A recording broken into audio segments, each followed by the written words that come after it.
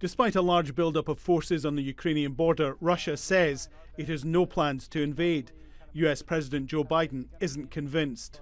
There will be enormous consequences if he were to go in and invade, as he could, the entire country, or a lot less than that as well, for Russia, not only in terms of economic consequences and political consequences, but it will be enormous consequences worldwide.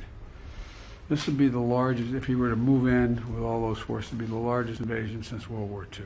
It would change the world. Weapons are already being shipped to Kyiv, part of a $200 million US aid package, and more Marines are being sent to protect the embassy in the city. If Russia decides to come into Ukraine, it will be a disaster for Russia. 8,500 US troops are on heightened standby, ready to move at short notice if European NATO allies need backup. They won't be going to Ukraine.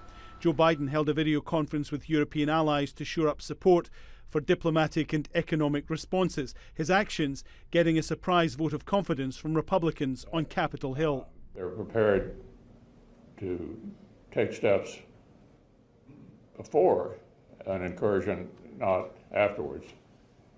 I've not been near the news this morning, so I'm not sure what additionally may have occurred. But it appears to me the administration is moving in the right direction. But there are calls for stronger action against Russia now, saying this acts as a warning to others. So sanction him now, build up NATO, and do not give in to this bully.